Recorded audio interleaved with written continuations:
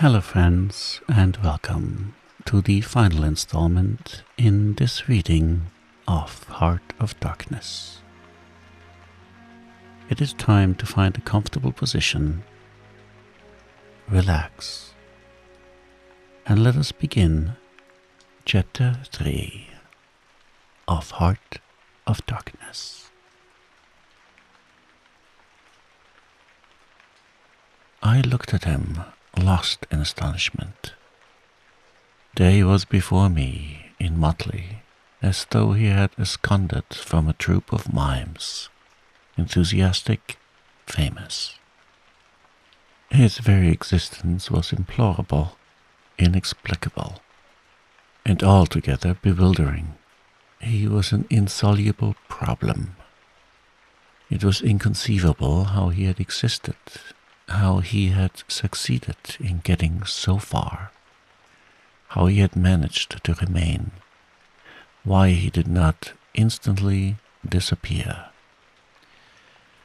I went a little farther, he said, then still a little farther, till I had gone so far that I don't know how I'll ever get back.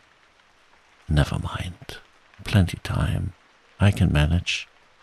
You take Kurtz away quick, I tell you. The glamour of youth enveloped his party-colored rags. His destitution, his loneliness, the essential desolation of his futile wanderings. For months, for years, his life hadn't been worth a day's purchase, and there he was, gallantly, thoughtlessly alive, to all appearances indestructible solely by the virtue of his few years, and of his unreflecting audacity. I was seduced into something like admiration, like envy. Glamour urged him on, glamour kept him unscathed. He securely wanted nothing from the wilderness but space to breathe in and to push on through. His need was to exist and to move onwards at the greatest possible risk and with a maximum of privation. If the absolute pure, uncalculating, unpractical spirit of adventure had ever ruled a human being, it ruled this bepatched youth. I almost envied him the possession of this modest and clear flame. It seemed to have consumed all thought of self so completely that even while he was talking to you, you forgot that it was he, the man before your eyes, who had gone through these things. I did not envy him his devotion to Kurtz, though. He had not meditated over it. It came to him, and he accepted it with a sort of eager fatalism. I must say that to me it appeared about the most dangerous thing in every way he had come upon so far. They had come together unavoidably, like two ships becalmed near each other, and lay rubbing sides at last. I suppose Kurtz wanted an audience, because on a certain occasion, when encamped in the forest, they had talked all night. Or more probably, Kurtz had talked. We talked of everything, he said, quite transported in the recollection. I forgot there was such a thing as sleep. The night did not seem to last an hour. Everything, everything. Of love, too. Ah, he talked to you of love, I said, much amused. It isn't what you think, he cried, almost passionately. It was in general. He made me see things. He threw his arms up. We were on deck at the time, and the headman of my woodcutters, lounging nearby, turned upon him his heavy and glittering eyes. I looked around, and I don't know why, but I assure you that never before did this land, this river, this jungle, the very arch of this blazing sky appear to me so hopeless and so dark, so impenetrable to human thought, so pitiless to human weakness. And ever since you have been with him, of course, I said. On the contrary, it appears their intercourse had been very much broken by various causes. He had, as he informed me proudly, managed to nurse Kurtz through 2 illnesses. He alluded to it as you would to some risky feat. But as a rule, Kurtz wandered alone, far in the depths of the forest, very often coming to the station. I had to wait days and days before he would turn up, he said. Ah, it was worth waiting for, sometimes. What was he doing? Exploring or what? I asked. Oh, yes, of course. He had discovered lots of villages, a lake, too. He did not know exactly in what direction. It was dangerous to inquire too much. But mostly his expeditions had been for ivory. But he had no goods to trade with. By that time, I objected. There's a good lot of cartridges left even yet, he answered, looking away. To speak plainly, he raided the country, I said. He nodded. Not alone, surely, he muttered something about the villages round the lake. Kurtz got the tribe to follow him, did he? I suggested. He fidgeted a little. They adored him, he said. The tone of these words was so extraordinary that I looked at him searchingly. It was curious to see his mingled eagerness and reluctance to speak of Kurtz. The man filled his life, occupied his thoughts, swayed his emotions. What can you expect? He burst out. He came to them with thunder and lightning, you know, and they had never seen anything like it. And very terrible. He could be very terrible. You can't judge Mr. Kurtz as you would an ordinary man. No. Now, just to give you an idea, I don't mind telling you, he wanted to shoot me, too, one day. But I don't judge him. Shoot you? I cried. What for? Well, I had a small lot of ivory the chief of that village near my house gave me. You see, I used to shoot game for them.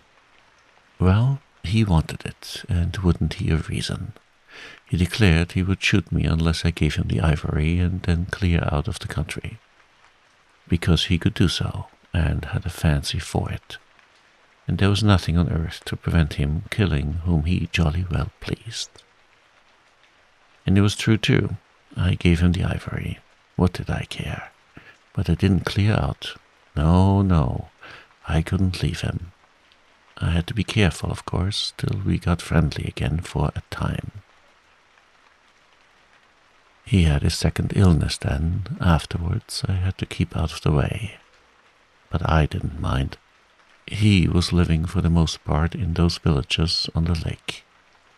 When he came down to the river, sometimes he would take to me, and sometimes it was better for me to be careful. This man suffered too much. He hated all this, and somehow he couldn't get away. When I had a chance, I begged him to try and leave while there was time. I offered to go back with him, and he would say yes, and then he would remain. Go off on another ivory hunt, disappear for weeks, forget himself amongst these people. Forget himself, you know. Why, he's mad, I said. He protested indignantly. Mr. Kurtz couldn't be mad. If I had heard him talk only 2 days ago, I wouldn't dare hint at such a thing. I had taken up my binoculars while he talked, and was looking at the shore, sweeping the limit of the forest at each side and at the back of the house. The consciousness of there being people in that bush, so silent, so quiet, as silent and quiet as the ruined house on the hill, made me uneasy. There was no sign on the face of nature of this amazing tale that was not so much told as suggested to me in desolate exclamations. completed by shrugs in interrupted phrases, in hints ending in deep sighs. The woods were unmoved like a mask, heavy like the closed door of a prison. They looked with their air of hidden knowledge, of patient expectation, of unapproachable silence. The Russian was explaining to me that it was only lately that Mr. Kurtz had come down to the river, bringing along with him all the fighting men of that lake tribe. He had been absent for several months, getting himself adored, I suppose, and had come down unexpectedly, with the intention to all appearance of making a raid either across the river or downstream. Evidently, the appetite for more ivory had got the better of the, what shall I say, less material aspirations. However, he had got much worse suddenly. I heard he was lying helpless, and so I came up, took my chance, said the Russian. Oh, he's bad, very bad. I directed my glass to the house. There were no signs of life, but there was the ruined roof, the long mud wall peeping above the grass, with 3 little square window holes, no 2 of the same size. All this brought within reach of my hand, as it were. And then I made a brusque movement, and one of the remaining posts of that vanishing fence leaped up in the field of my glass. You remember I told you I had been struck at a distance by certain attempts of ornamentation, rather remarkable in the ruinous aspect of the place. Now I had suddenly a nearer view, and its first result was to make me throw my head back as if before a blow. Then I went carefully from post to post with my glass, and I saw my mistake. These round knobs were not ornamental but symbolic. They were expressive and puzzling, striking and disturbing, food for thought and also for vultures if there had been any looking down from the sky. But at all events, for such ants as were industrious enough to ascend the pole, they would have been even more impressive, those heads on the stakes, if the faces had not been turned to the house. Only one, the first I had made out, was facing my way. I was not so shocked as you may think. The start back I had given was really nothing but a movement of surprise. I had expected to see a knob of wood there, you know. I returned deliberately to the first I had seen, and there it was, black, dried, sunken, with closed eyelids. A head that seemed to sleep at the top of that pole, and, with the shrunken dry lips showing a narrow white line of the teeth, was smiling too, smiling continuously, at some endless and jocose dream of that eternal slumber. I am not disclosing any trade secrets. In fact, the manager said afterwards that Mr. Kurtz's methods had ruined the district. I have no opinion on that point, but I want you clearly to understand that there was nothing exactly profitable in these heads being there. They only showed that Mr. Kurtz lacked restraint in the gratification of his various lusts, that there was something wanting in him, some small matter, which, when the pressing need arose, could not be found under his magnificent eloquence. Whether he knew of this deficiency himself, I can't say.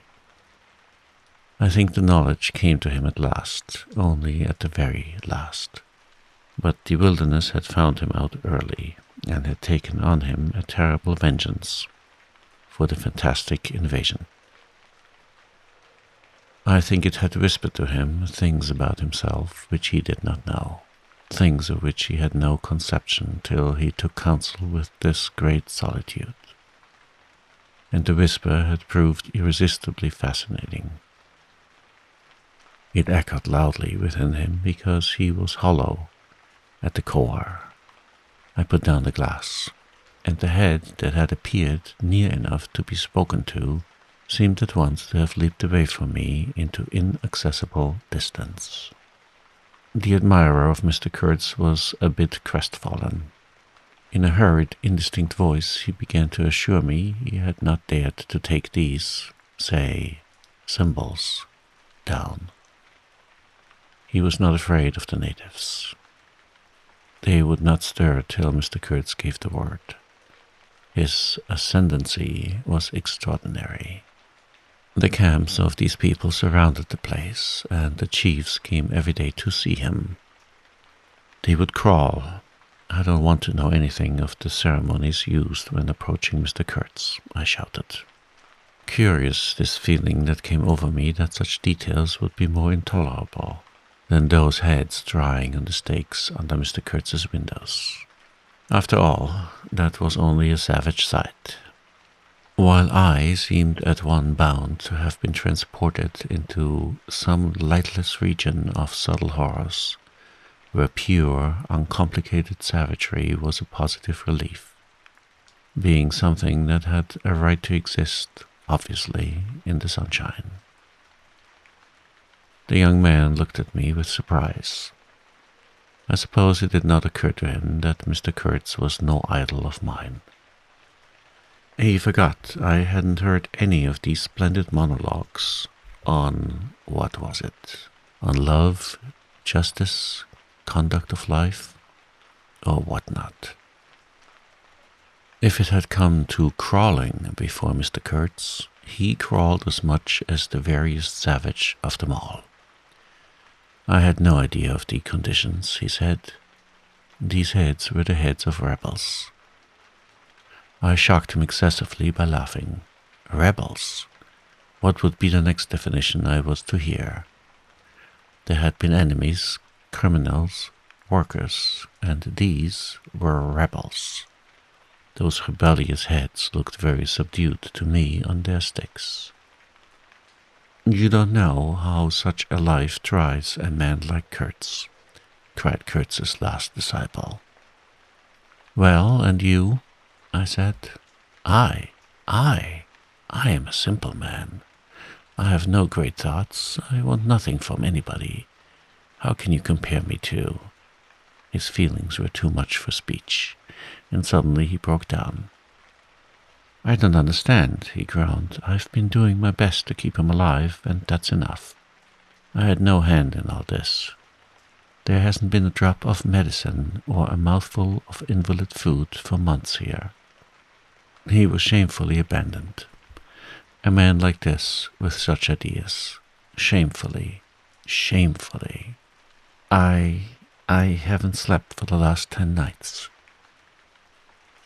His voice lost itself in the calm of the evening.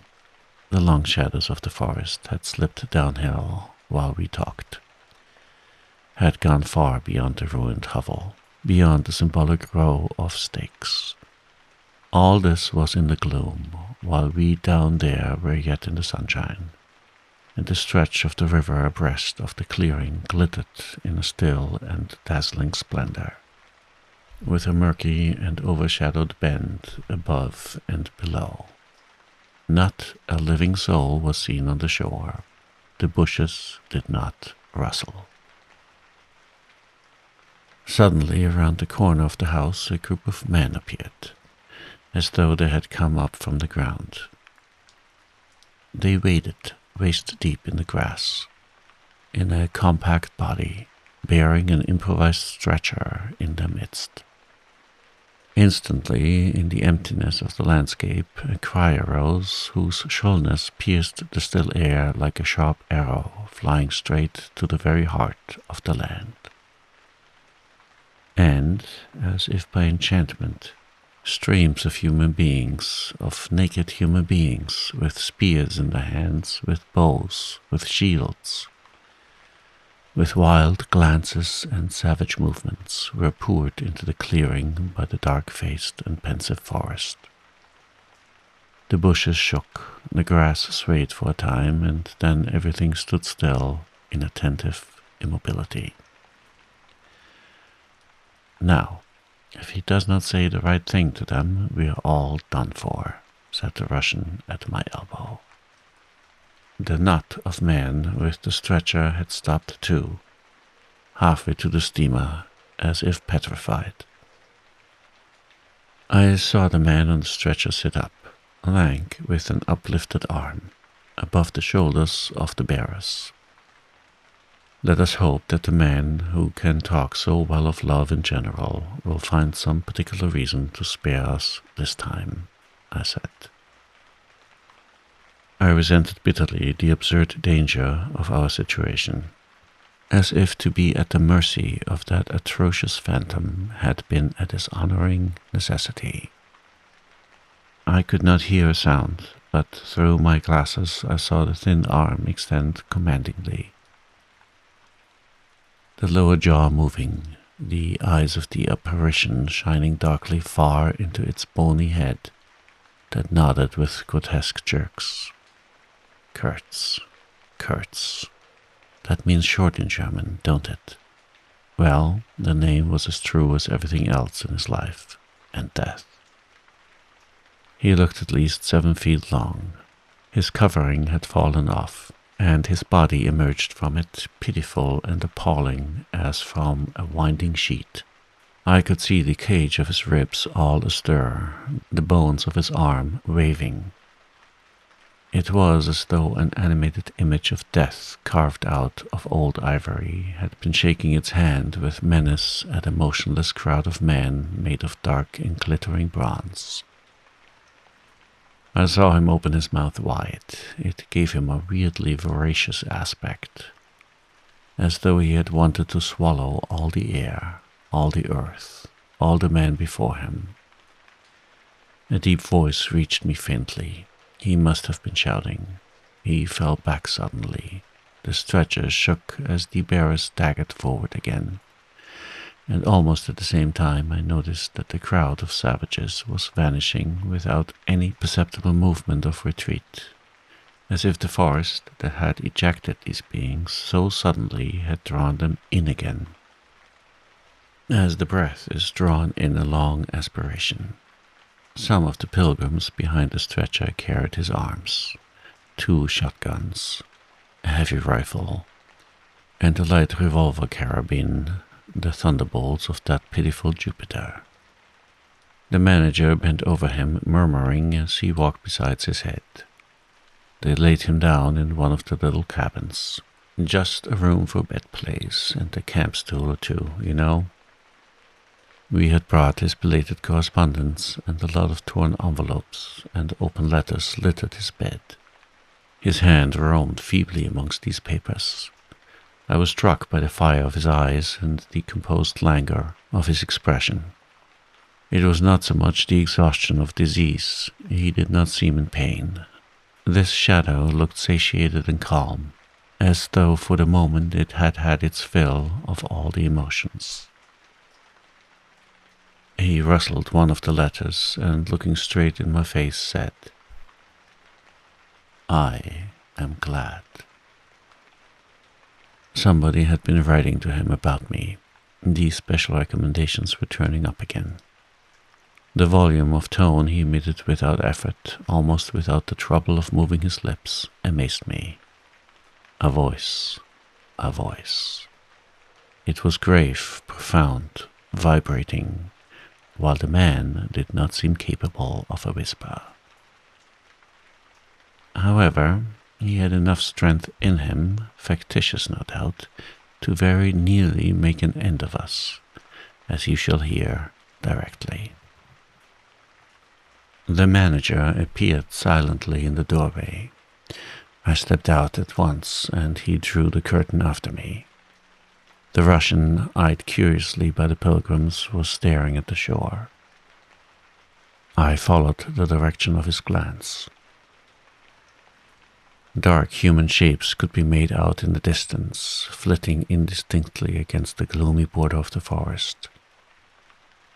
And near the river 2 bronze figures, leaning on tall spears, stood in the sunlight under fantastic headdresses of spotted skins, warlike and still, in statuesque repose.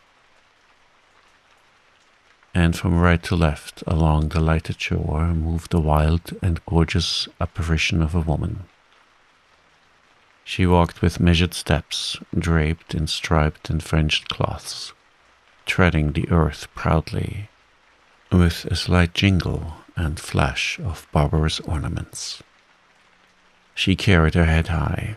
Her hair was done in the shape of a helmet. She had brass leggings to the knee, brass wire gauntlets to the elbow, a crimson spot on her tawny cheek, innumerable necklaces of glass beads on her neck, bizarre things, charms, gifts of witch men that hung about her, glittered and trembled at every step. She must have had the value of several elephant tusks upon her. She was savage and superb, wild-eyed and magnificent.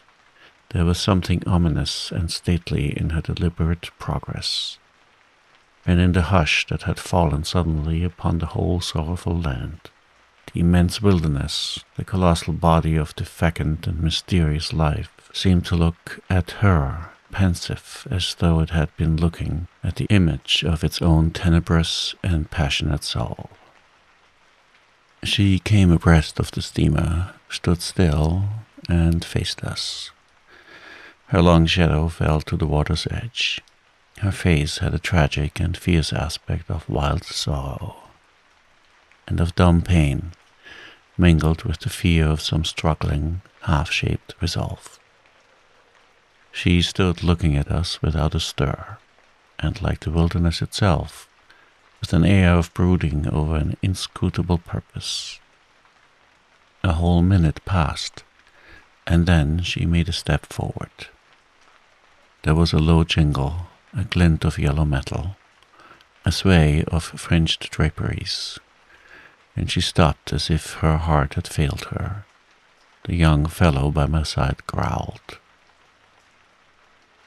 The pilgrims murmured at my back.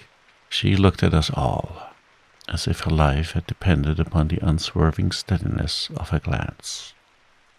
Suddenly she opened her bared arms and threw them up rigid above her head, as though in uncontrollable desire to touch the sky.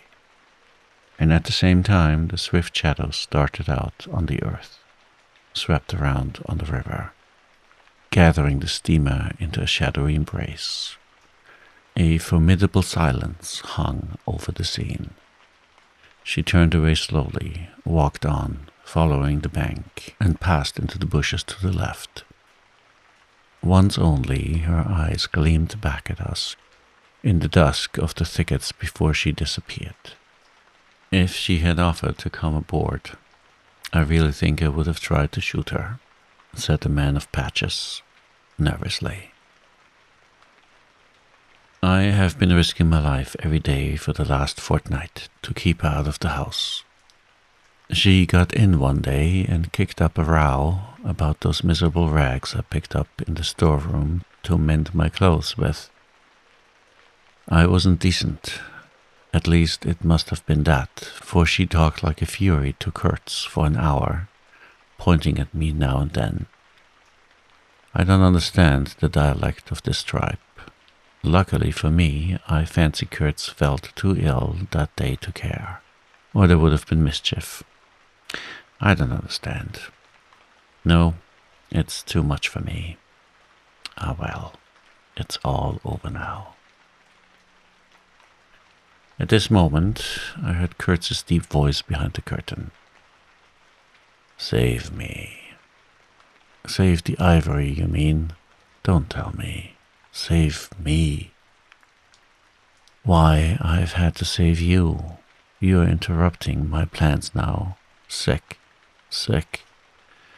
Not so sick as you would like to believe. Never mind. I'll carry my ideas out yet. I will return. I'll show you what can be done. You with your little peddling notions. You are interfering with me. I will return. The manager came out. He did me the honor to take me under the arm and lead me aside. He's very low, he said. He considered it necessary to sigh, but neglected to be consistently sorrowful. We have done all we could for him, haven't we? But there is no disguising the fact. Mr. Kurtz has done more harm than good to the company.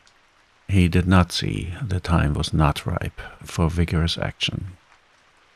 Cautiously, that's my principle. We must be cautious yet. The district is closed to us for a time. Deplorable.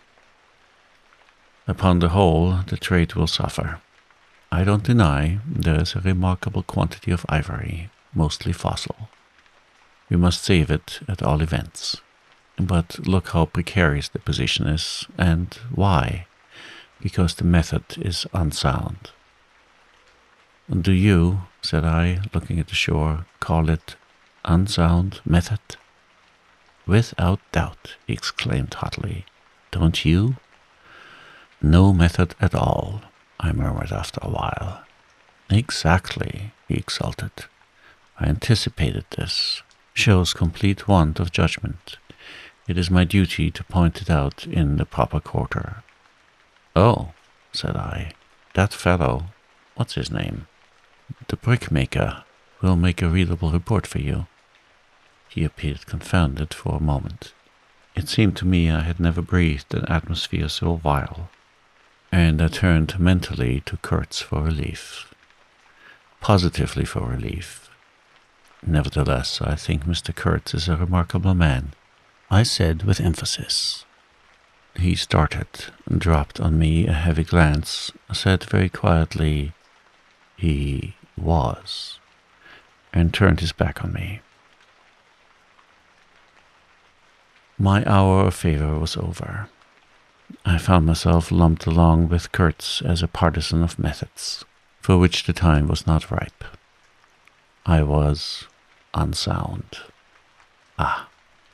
But it was something to have at least a choice of nightmares. I had turned to the wilderness, really, not to Mr. Kurtz, who I was ready to admit was as good as buried. And for a moment it seemed to me as if I also were buried in a vast grave full of unspeakable secrets. I felt an intolerable weight oppressing my breast, the smell of the damp earth, the unseen presence of victorious corruption, the darkness of an impenetrable night. The Russian tapped me on the shoulder. I heard him mumbling and stammering something about brother seamen, couldn't conceal knowledge of matters that would affect Mr. Kurtz's reputation. I waited. For him, evidently, Mr. Kurtz was not in his grave. I suspected that for him, Mr. Kurtz was one of the immortals. Well, said I at last, speak out. As it happens, I am Mr. Kurtz's friend, in a way. He stated with a good deal of formality that had we not been of the same profession, he would have kept the matter to himself without regard to consequences. He suspected there was an active ill will towards him on the part of these white men that— "You're right," I said, remembering a certain conversation I had overheard. "The manager thinks he ought to be hanged." He showed a concern at this intelligence, which amused me at first. "I had better get out of the way quietly," he said earnestly. "I can do no more for Kurtz now, and they would soon find some excuse. What's to stop them? There's a military post 300 miles from here. Well, upon my word," said I. "Perhaps you had better go, if you have any friends amongst the savages nearby." "Plenty," he said. "They are simple people, and I want nothing, you know." He stood biting his lip. Then— "I don't want any harm to happen to these whites here, but of course I was thinking of Mr. Kurtz's reputation. But you are a brother seaman, and—" "All right," said I after a time. "Mr. Kurtz's reputation is safe with me." I did not know how truly I spoke. He informed me, lowering his voice, that it was Kurtz who had ordered the attack to be made on the steamer. He hated sometimes the idea of being taken away, and then again, but I don't understand these matters. I'm a simple man. He thought it would scare you away, that you would give it up, thinking him dead. I could not stop him. Oh, I had an awful time of this last month. Very well, I said. He's all right now. Yes, he muttered, not very convinced apparently. Thanks, said I. I shall keep my eyes open. But quiet, eh? He urged anxiously. It would be awful for his reputation if anybody here. I promised a complete discretion with great gravity. I have a canoe and 3 black fellows waiting not very far. I'm off. Could you give me a few Martini Henry cartridges? I could, and did, with proper secrecy. He helped himself, with a wink at me, to a handful of my tobacco. Between sailors, you know, good English tobacco. At the door of the pilot house, he turned around. I say, haven't you a pair of shoes you could spare? He raised one leg. Look. The soles were tied with knotted strings, sandal-wise, under his bare feet. I rooted out an old pair, at which he looked with admiration before tucking it under his left arm.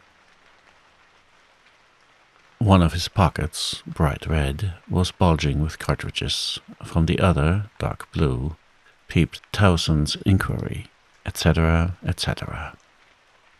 He seemed to think himself excellently well equipped for a renewed encounter with the wilderness.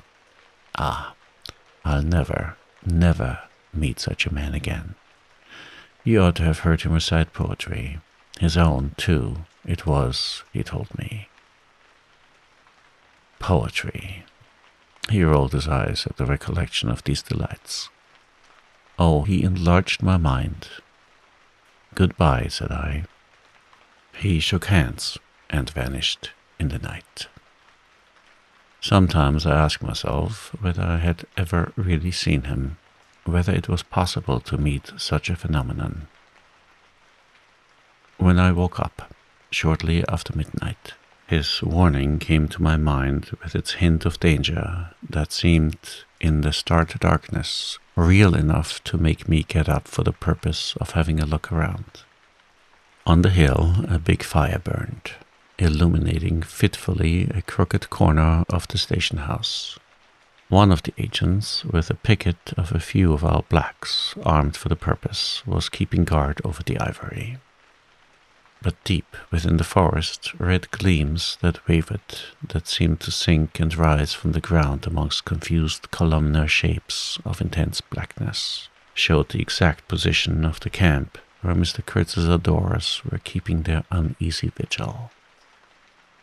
The monotonous beating of a big drum filled the air with muffled shocks, and the lingering vibration, a steady droning sound of many men chanting, each to himself some weird incantation, came out from the black, flat wall of the woods, as the humming of bees comes out of a hive, and had a strange narcotic effect upon my half-awake senses.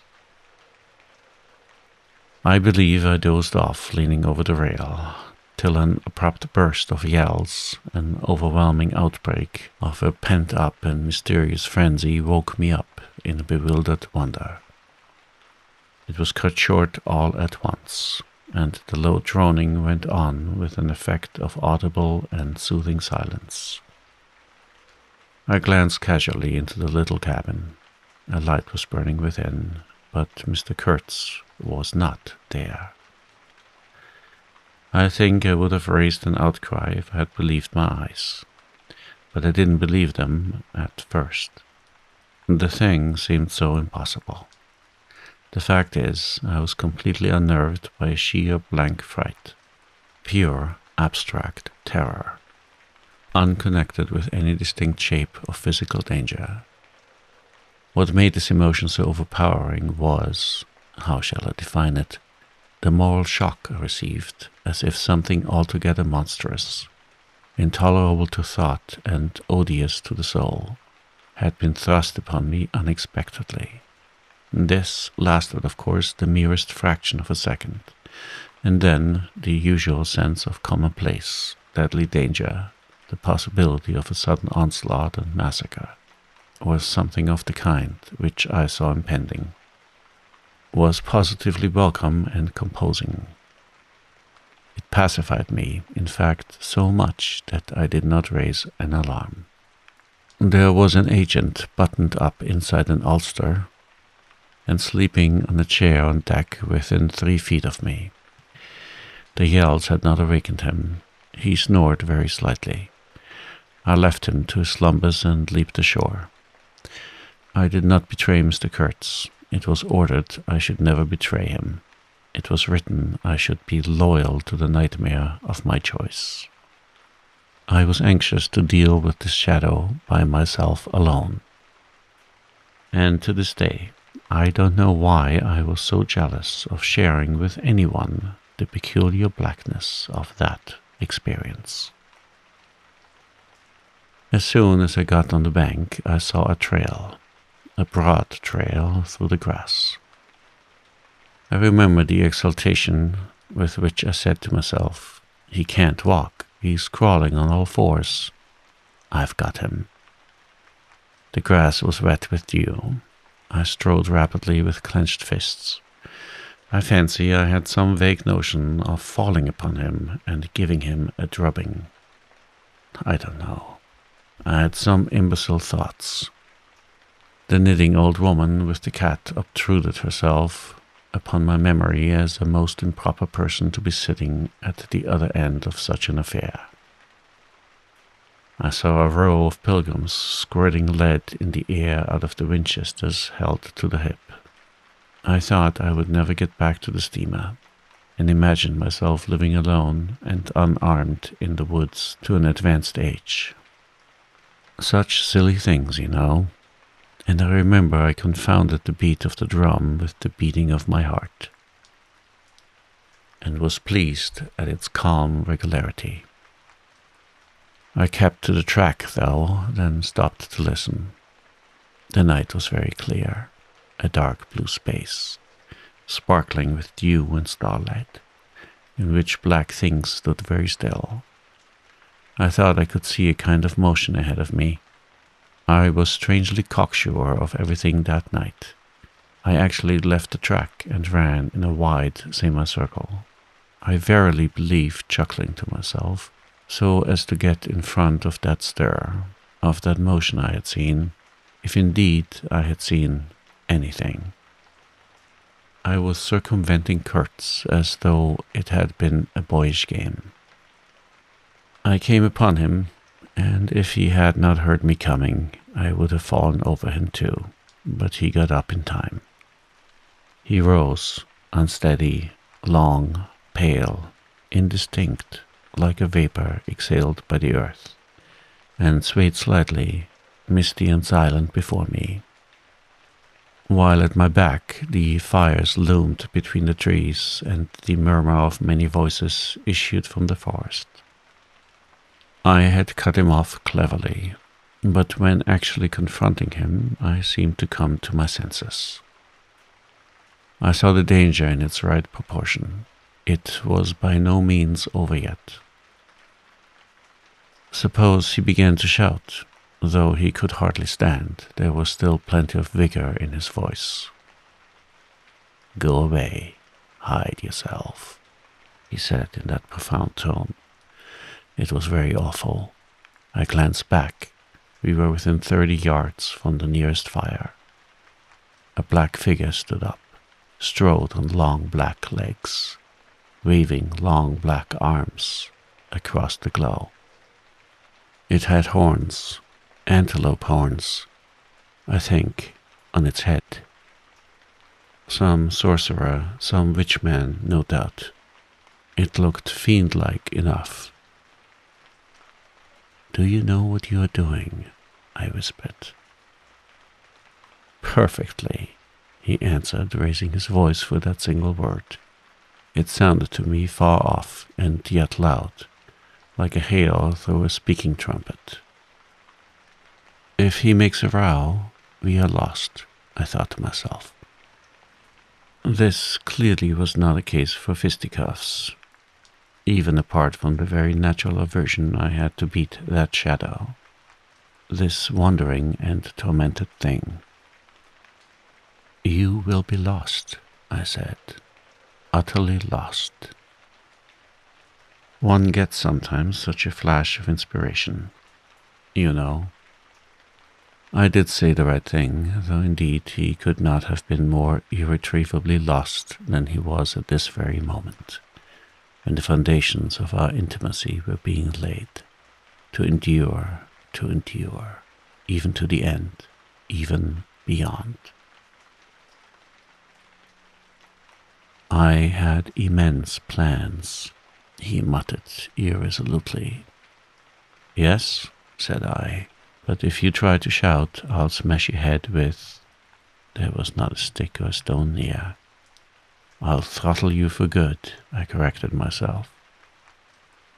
I was on the threshold of great things, he pleaded, in a voice of longing, with a wistfulness of tone that made my blood run cold. And now for this stupid scoundrel. Your success in Europe is assured in any case, I affirmed steadily.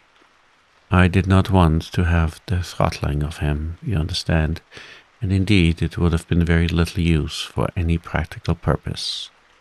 I tried to break the spell, the heavy mute spell of the wilderness, and that seemed to draw him to its pitiless breast by the awakening of forgotten and brutal instincts, by the memory of gratified and monstrous passions. This alone, I was convinced, had driven him out to the edge of the forest, to the bush, towards the gleam of fires, the throb of drums, the drone of weird incantations. This alone had beguiled his unlawful soul beyond the bounds of permitted aspirations. And, don't you see, the terror of the position was not in being knocked on the head, though I had a very lively sense of that danger, too, but in this, that I had to deal with a being to whom I could not appeal in the name of anything high or low. I had, even like the natives, to invoke him, himself, his own exalted and incredible degradation.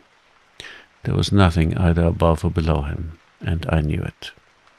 He had kicked himself loose off the earth. Confound the man, he had kicked the very earth to pieces. He was alone, and I before him did not know whether I stood on the ground or floated in the air. I've been telling you what he said, repeating the phrases we pronounced. But what's the good? They were common, everyday words. The familiar, vague sounds exchanged on every waking day of life. But what of that? They had behind them, to my mind, the terrific suggestiveness of words heard in dreams, of phrases spoken in nightmares. Soul. If anybody ever struggled with a soul, I am the man. And I wasn't arguing with the lunatic either. Believe me or not, his intelligence was perfectly clear, concentrated, it is true, upon himself with horrible intensity, yet clear. And therein was my only chance, barring, of course, the killing him there and then, which wasn't so good, on account of unavoidable noise. But his soul was mad. Being alone in the wilderness, it had looked within itself, and, by heavens, I tell you, it had gone mad. I had, for my sins I suppose, to go through the ordeal of looking into it myself. No eloquence could have been so withering to one's belief in mankind as his final burst of sincerity. He struggled with himself too. I saw it. I heard it. I saw the inconceivable mystery of a soul that knew no restraint, no faith, and no fear, yet struggling blindly with itself, I kept my head pretty well, but when I had him at last stretched on the couch, I wiped my forehead while my legs shook under me as though I had carried half a ton on my back down that hill. And yet I had only supported him, his bony arm clasped around my neck, and he was not much heavier than a child. When, next day, we left at noon, the crowd, of whose presence behind the curtain of trees I had been acutely conscious all the time, flowed out of the woods again, filled the clearing, covered the slope with a mass of naked, breathing, quivering bronze bodies. I steamed up a bit, then swung downstream, and 2,000 eyes followed the evolutions of the splashing, thumping, fierce river demon, beating the water with its terrible tail and breathing black smoke into the air. In front of the first rank, along the river, 3 men, plastered with bright red earth from head to foot, strutted to and fro restlessly. When we came abreast again, they faced the river, stamped their feet, nodded their horned heads, swayed their scarlet bodies. They shook towards the fierce river demon a bunch of black feathers, a mangy skin with a pendant tail, something that looked a dried gourd.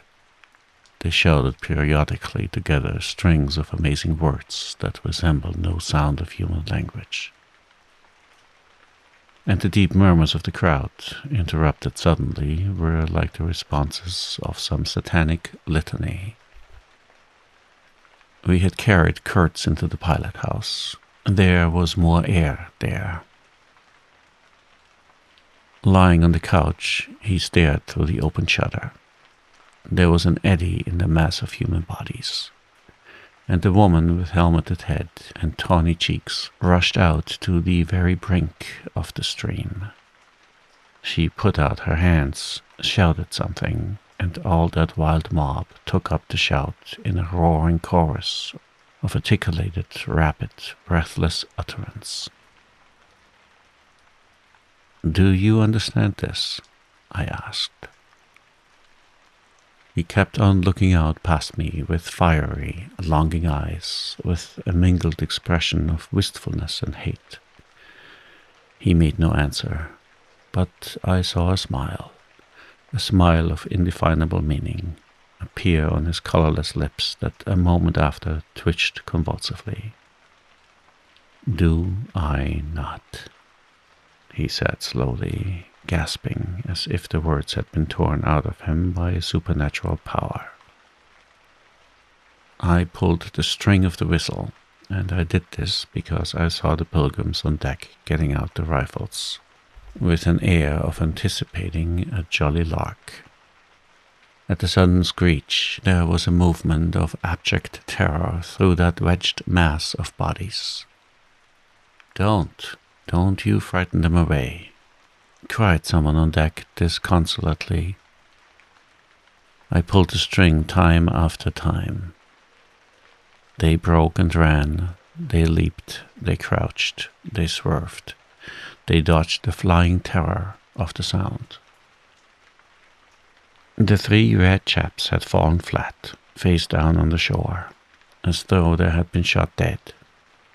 Only the barbarous and superb woman did not so much as flinch, and stretched tragically her bare arms after us over the somber and glittering river. And then that imbecile crowd down on the deck started their little fun, and I could see nothing more for smoke. The brown current ran swiftly out of the heart of darkness, bearing us down towards the sea with twice the speed of our upward progress. And Kurtz's life was running swiftly too, ebbing out of his heart into the sea of inexorable time. The manager was very placid. He had no vital anxieties now. He took us both in with a comprehensive and satisfied glance. The affair had come off as well as could be wished. I saw the time approaching when I would be left alone of the party of unsound method. The pilgrims looked upon me with disfavor. I was, so to speak, numbered with the dead. It is strange how I accepted this unforeseen partnership. This choice of nightmares forced upon me in the tenebrous land invaded by these mean and greedy phantoms. Kurtz discoursed. A voice, a voice. It rang deep to the very last. It survived his strength to hide in the magnificent folds of eloquence the barren darkness of his heart. Oh, he struggled. He struggled. The wastes of his weary brain were haunted by shadowy images now. Images of wealth and fame revolving obsequiously around his unextinguishable gift of noble and lofty expression. My intended, my station, my career, my ideas. These were the subjects for the occasional utterances of elevated sentiments. The shade of the original Kurtz frequented the bedside of the hollow sham, whose fate it was to be buried presently in the mold of primeval earth. But both the diabolic love and the unearthly hate of the mysteries it had penetrated fought for the possession of that soul, satiated with primitive emotions, avid of lying fame, of sham distinction, of all the appearances of success and power. Sometimes he was contemptibly childish. He desired to have kings meet him at railway stations on his return from some ghastly nowhere, where he intended to accomplish great things. You show them you have in you something that is really profitable, and then there will be no limits to the recognition of your ability, he would say. Of course, you must take care of the motives. Right motives, always. The long reaches that were like one and the same reach, monotonous bends that were exactly alike, slipped past the steamer with their multitude of secular trees looking patiently after this grimy fragment of another world, the forerunner of change, of conquest, of trade, of massacres, of blessings. I looked ahead, piloting. Close the shutter, said Kurt suddenly one day. I can't bear to look at this. I did so. There was a silence. Oh, but I will wring your heart yet, he cried at the invisible wilderness. We broke down, as I had expected, and had to lie up for repairs at the head of an island. This delay was the first thing that shook Kurtz's confidence.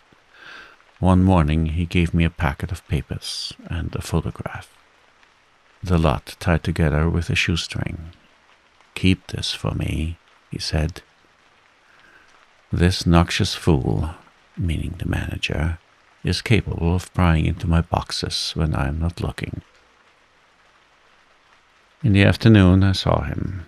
He was lying on his back with closed eyes, and I withdrew quietly, but I heard him mutter, "Live rightly, die, die." I listened. There was nothing more. Was he rehearsing some speech in his sleep, or was it a fragment of a phrase from some newspaper article? He had been writing for the papers and meant to do so again. For the furthering of my ideas, it's a duty. His was an impenetrable darkness. I looked at him as you peer down at a man who is lying at the bottom of a precipice where the sun never shines. But I had not much time to give him, because I was helping the engine driver to take to pieces the leaky cylinders, to straighten a bent connecting rod, and in other such matters. I lived in an infernal mess of rust, filings, nuts, bolts, spanners, hammers, ratchet drills. Things I abominate because I don't get on with them. I tended the little forge we fortunately had aboard. I toiled wearily in a wretched scrap heap, unless I had the shakes too bad to stand. One evening, coming in with a candle, I was startled to hear him say a little tremulously, "I am lying here in the dark, waiting for death." The light was within a foot of his eyes. I forced myself to murmur, "Oh, nonsense," and stood over him as if transfixed. Anything approaching the change that came over his features I have never seen before, and hope never to see again. Oh, I wasn't touched. I was fascinated. It was as though a veil had been rent. I saw on that ivory face the expression of somber pride, of ruthless power, of craven terror, of an intense and hopeless despair. Did he live his life again in every detail of desire, temptation, and surrender during that supreme moment of complete knowledge? He cried in a whisper at some image, at some vision. He cried out twice, a cry that was no more than a breath. The horror. The horror. I blew the candle out and left the cabin. The pilgrims were dining in the mess room, and I took my place opposite the manager, who lifted his eyes to give me a questioning glance, which I successfully ignored. He leaned back, serene, with that peculiar smile of his, sealing the unexpressed depths of his meanness. A continuous shower of small flies streamed upon the lamp, upon the cloth, upon our hands and faces. Suddenly, the manager's boy put his insolent black head in the doorway and said in a tone of scathing contempt, "Mr. Kurtz, he dead." All the pilgrims rushed out to see. I remained and went on with my dinner. I believe I was considered brutally callous. However, I did not eat much. There was a lamp in there, light, don't you know, and outside it was so beastly dark. I went no more near the remarkable man who had pronounced the judgment upon the adventures of his soul on this earth. The voice was gone. What else had been there? But I am of course aware that next day the pilgrims buried something in a muddy hole. And then they very nearly buried me. However, as you see, I did not go to join Kurtz there and then. I did not. I remained to dream the nightmare out to the end, and to show my loyalty to Kurtz once more. Destiny. My destiny. Droll thing life is. That mysterious arrangement of merciless logic for a futile purpose. The most you can hope from, it is some knowledge of yourself that comes too late, a crop of unextinguishable regrets. I have wrestled with death. It is the most unexciting contest you can imagine. It takes place in an impalpable grayness, with nothing underfoot, with nothing around, without spectators, without clamor, without glory, without great desire of victory, without great fear of defeat. In a sickly atmosphere of tepid skepticism, without much belief in your own right, and still less in that of your adversary. If such is the form of ultimate wisdom, then life is a greater riddle than some of us think it to be. I was within a hair's breadth of the last opportunity for pronouncement, and I found with humiliation that probably I would have nothing to say. This is the reason why I affirm that Kurtz was a remarkable man. He had something to say. He said it. Since I had peeped over the edge myself, I understand better the meaning of his stare. I could not see the flame of the candle, but was wide enough to embrace the whole universe, piercing enough to penetrate all the hearts that beat in the darkness. He had summed up, he had judged. The horror. He was a remarkable man. After all, this was the expression of some sort of belief. It had candor, it had conviction, it had a vibrating note of revolt in its whisper. It had the appalling face of a glimpsed truth, the strange commingling of desire and hate.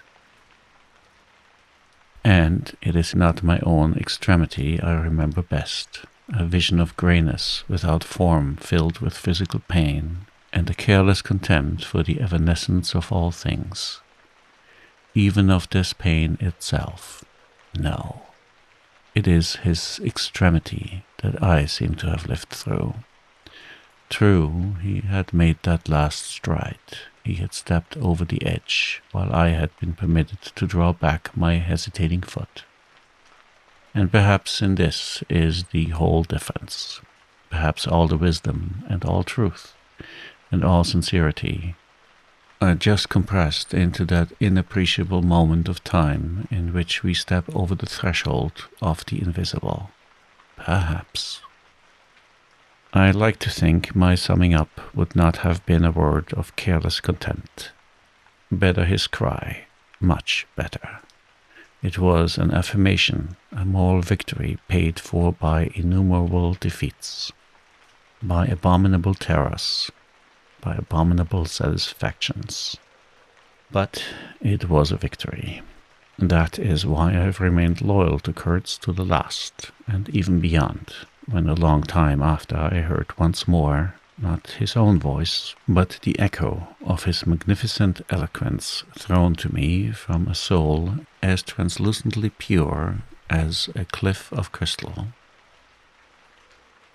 No, they did not bury me, though there is a period of time which I remember mistily, with a shuddering wonder, like a passage through some inconceivable world that had no hope in it and no desire. I found myself back in the sepulchral city, resenting the sight of people hurrying through the streets, to filch a little money from each other, to devour their infamous cookery, to gulp their unwholesome beer, to dream their insignificant and silly dreams. They trespassed upon my thoughts. They were intruders whose knowledge of life was to me an irritating pretense, because I felt so sure they could not possibly know the things I knew. Their bearing was simply the bearing of commonplace individuals going about their business in the assurance of perfect safety. It was offensive to me, like the outrageous flauntings of folly in the face of a danger it is unable to comprehend. I had no particular desire to enlighten them, but I had some difficulty in restraining myself from laughing in their faces so full of stupid importance. I dare say I was not very well at that time. I tottered about the streets. There were various affairs to settle, grinning bitterly at perfectly respectable persons. I admit my behavior was inexcusable, but then my temperature was seldom normal in these days. My dear aunt's endeavors to nurse up my strength seemed altogether beside the mark. It was not my strength that wanted nursing, it was my imagination that wanted soothing. I kept the bundle of papers given me by Kurtz, not knowing exactly what to do with it. His mother had died lately, watched over, as I was told, by his intendant. A clean-shaven man with an official manner and wearing gold-rimmed spectacles called on me one day and made inquiries. At first circuitous, afterwards suavely pressing, about what he was pleased to denominate certain documents. I was not surprised, because I had had 2 rows with the manager on the subject out there. I had refused to give up the smallest scrap out of that package. And I took the same attitude with the spectacled man. He became darkly menacing at last, and with much heat argued that the company had the right to every bit of information about its territories, and said he, Mr. Kurtz's knowledge of unexplored regions must have been necessarily extensive and peculiar, owing to his great abilities and to the deplorable circumstances in which he had been placed. Therefore, I assured him Mr. Kurtz's knowledge, however extensive, did not bear upon the problems of commerce or administration. He invoked then the name of science. It would be an incalculable loss if, etc., etc. I offered him the report on suppression of savage customs, with the postscriptum torn off. He took it up eagerly, but ended by sniffing at it with an air of contempt. "This is not what we had a right to expect," he remarked. "Expect nothing else," I said. "There are only private letters." He withdrew upon some threat of legal proceedings, and I saw him no more. But another fellow, calling himself Kurtz's cousin, appeared 2 days later, and was anxious to hear all the details about his dear relative's last moments. Incidentally, he gave me to understand that Kurtz had been essentially a great musician. "There was the making of an immense success," said the man, who was an organist, I believe, with lank grey hair flowing over the greasy coat collar. I had no reason to doubt his statement, and to this day I am unable to say what was Kurtz's profession, whether he ever had any, which was the greatest of his talents. I had taken him for a painter who wrote for the papers, or else for a journalist who could paint, but even the cousin, who took snuff during the interview, could not tell me what he had been exactly. He was a universal genius. On that point I agreed with the old chap, who thereupon blew his nose noisily into a large cotton handkerchief and withdrew in senile agitation, bearing off some family letters and memoranda without importance.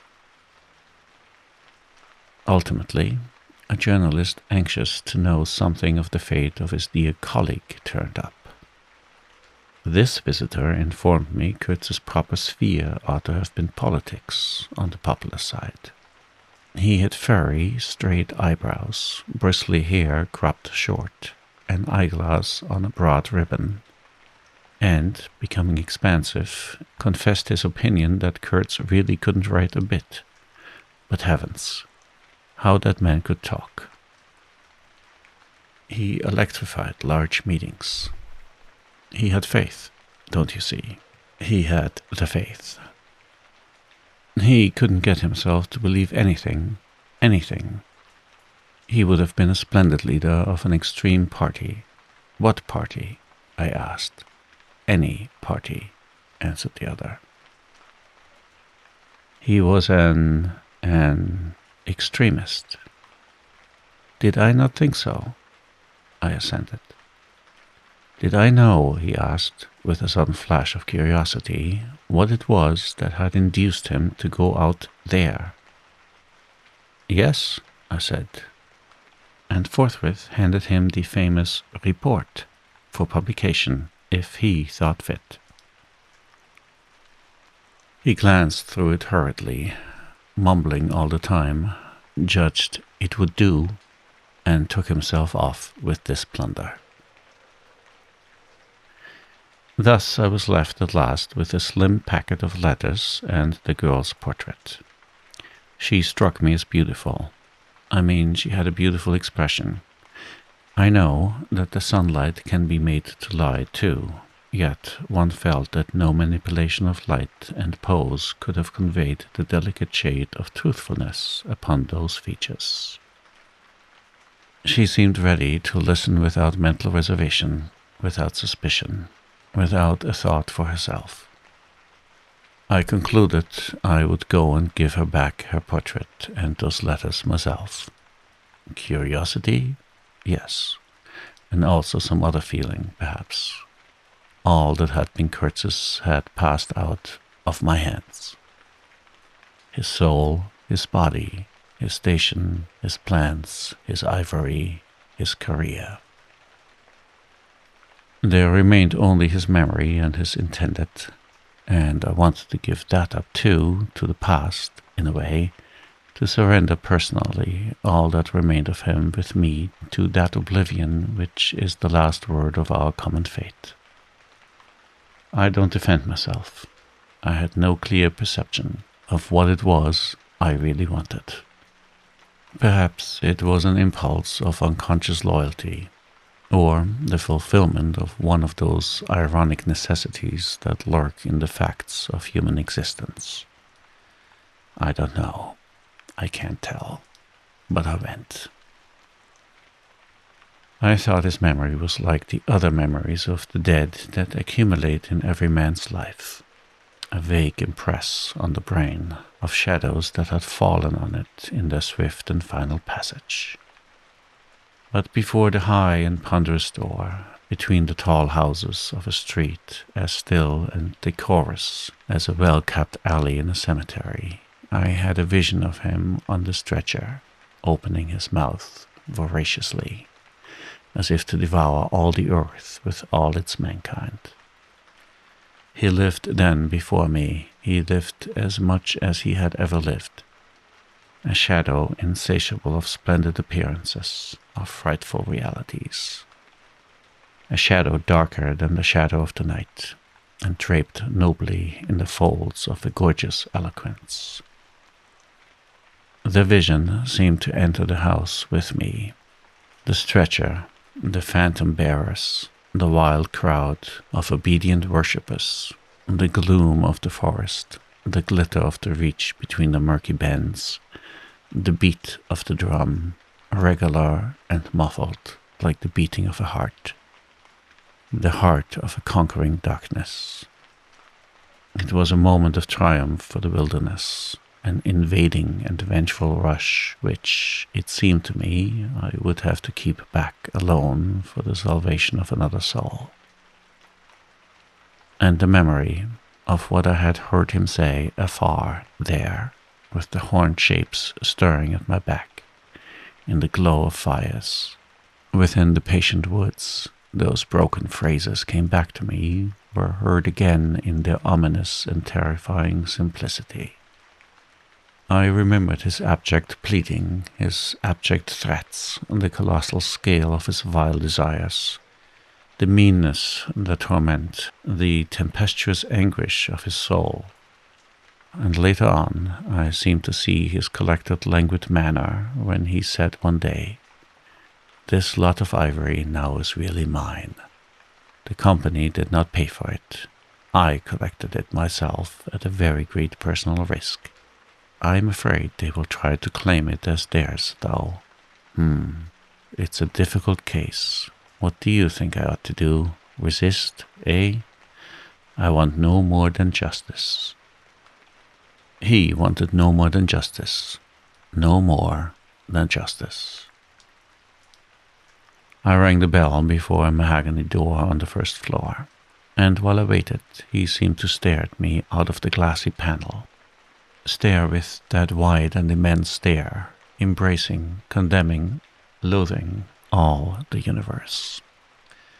I seemed to hear the whispered cry, "The horror, the horror." The dusk was falling. I had to wait in a lofty drawing room with 3 long windows from floor to ceiling that were like 3 luminous and bed-draped columns. The bent gilt legs and backs of the furniture shone in indistinct curves. The tall marble fireplace had a cold and monumental whiteness. A grand piano stood massively in a corner, with dark gleams on the flat surfaces. like a somber and polished sarcophagus. A high door opened, closed. I rose. She came forward, all in black, with a pale head, floating towards me in the dusk. She was in mourning. It was more than a year since his death, more than a year since the news came. She seemed as though she would remember and mourn forever. She took both my hands in hers and murmured, "I had heard you were coming." I noticed she was not very young. I mean, not girlish. She had a mature capacity for fidelity, for belief, for suffering. The room seemed to have grown darker, as if all the sad light of the cloudy evening had taken refuge on her forehead. This fair hair, this pale visage, this pure brow, seemed surrounded by an ashy halo from which the dark eyes looked out at me. Their glance was guileless, profound, confident, and trustful. She carried her sorrowful head as though she were proud of that sorrow, as though she would say, I alone know how to mourn for him as he deserves." But while we were still shaking hands, such a look of awful desolation came upon her face that I perceived she was one of those creatures that are not the playthings of time. For her, he had died only yesterday, and by Jove, the impression was so powerful that for me too he seemed to have died only yesterday, nay, this very minute. I saw her and him at the same instant of time, his death and her sorrow. I saw her sorrow in the very moment of his death. Do you understand? I saw them together. I heard them together. She had said, with a deep catch of the breath, "I have survived," while my strained ears seemed to hear distinctly, mingled with her tone of despairing regret, the summing up whisper of his eternal condemnation. I asked myself what I was doing there, with a sensation of panic in my heart, as though I had blundered into a place of cruel and absurd mysteries, not fit for a human being to behold. She motioned me to a chair. We sat down. I laid the packet gently on the little table, and she put a hand over it. "You knew him well?" she murmured after a moment of mourning silence. "Intimacy grows quickly out there," I said. "I knew him as well as it is possible for one man to know another." "And you admired him," she said. "It was impossible to know him and not to admire him, was it?" "He was a remarkable man," I said unsteadily. Then, before the appealing fixity of her gaze, that seemed to watch for more words on my lips, I went on. "It was impossible not to." "Love him," she finished eagerly, silencing me into an appalled dumbness. "How true, how true. But when you think that no one knew him so well as I had all his noble confidence. I knew him best." "You knew him best," I repeated. And perhaps she did, but with every word spoken the room was growing darker, and only her forehead, smooth and white, remained illuminated by the inextinguishable light of belief and love. "You were his friend," she went on. "His friend," she repeated, a little louder. "You must have been, if he had given you this, and sent you to me. I feel I can speak to you, and oh, I must speak. I want you who have heard his last words, to know I have been worthy of him. It is not pride. Yes, I am proud to know I understood him better than anyone on earth. He told me so himself. And since his mother died, I have had no one to... I listened. The darkness deepened. I was not even sure whether he had given me the right bundle. I rather suspect he wanted me to take care of another batch of his papers, which, after his death, I saw the manager examining under the lamp. And the girl talked, easing her pain in the certitude of my sympathy. She talked as thirsty men drink. I had heard that her engagement with Kurtz had been disapproved by her people. He wasn't rich enough or something. And indeed, I don't know whether he had not been a pauper all his life.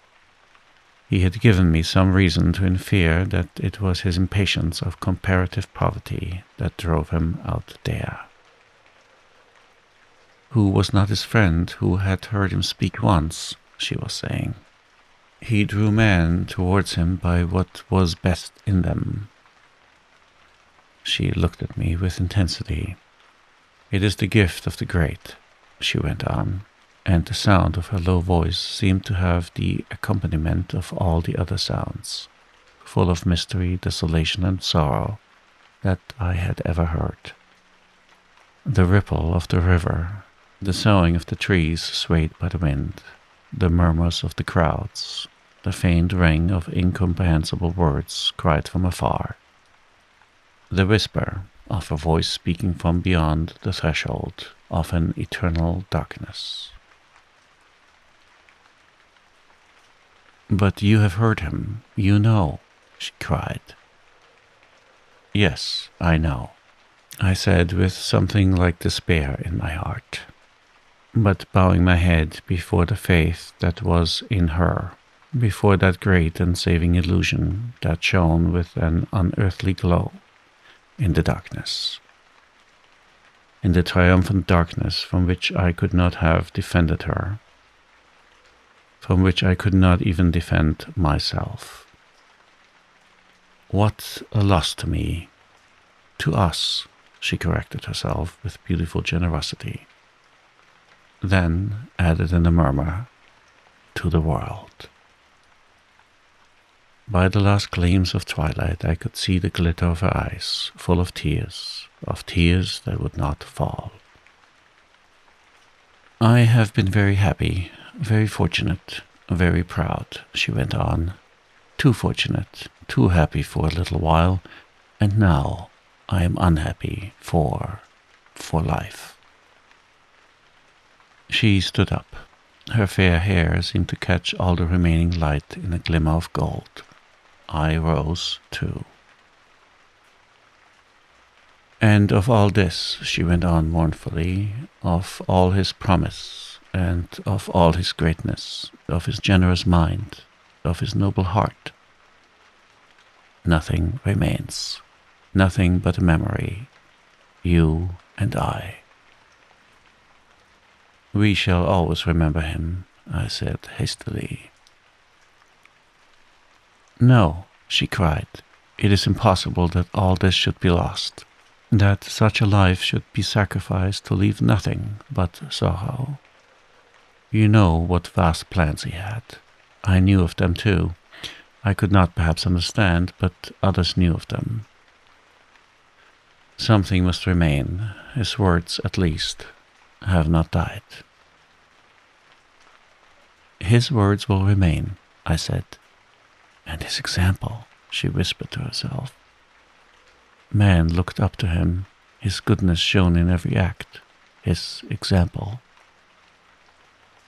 "True," I said, "his example too.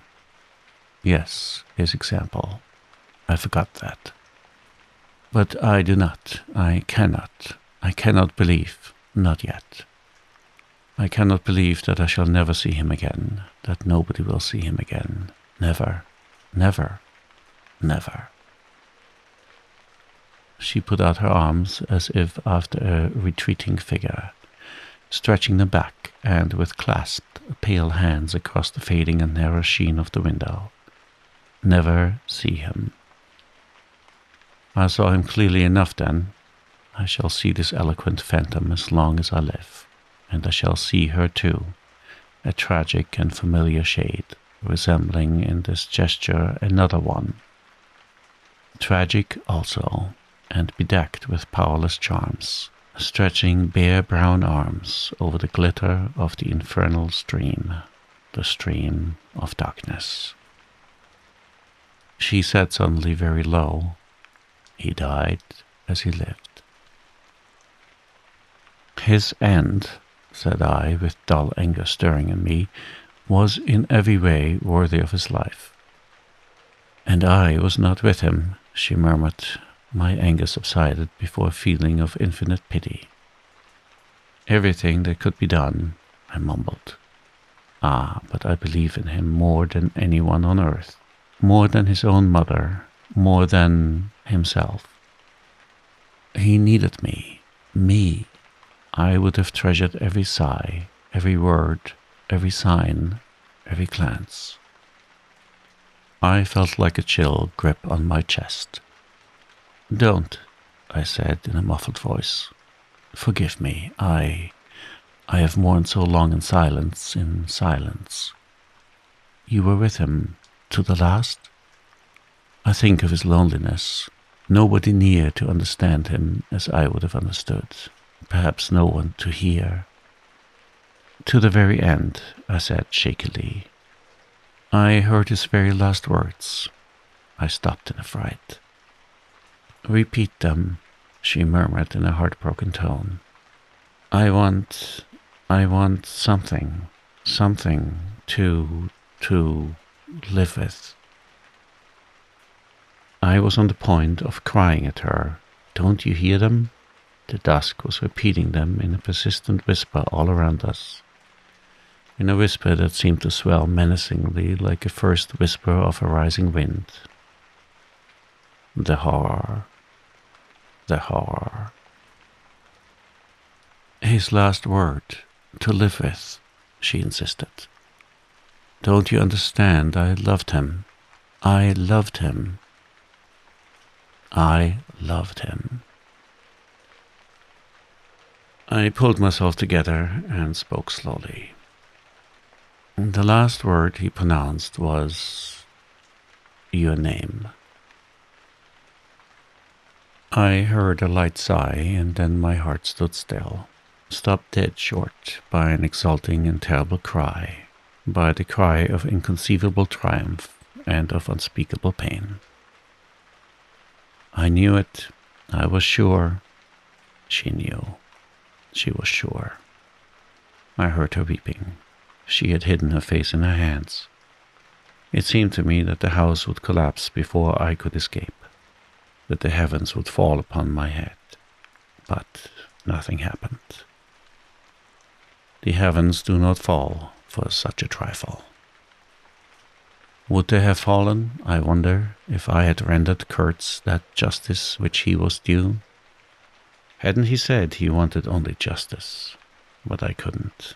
I could not tell her. It would have been too dark altogether. Marlowe ceased and sat apart, indistinct and silent, in the pose of a meditating Buddha. Nobody moved for a time. "We have lost the first of the ebb," said the director suddenly. I raised my head. The offing was barred by a black bank of clouds, and the tranquil waterway leading to the uttermost ends of the earth flowed somber under an overcast sky, seemed to lead into the heart of an immense darkness.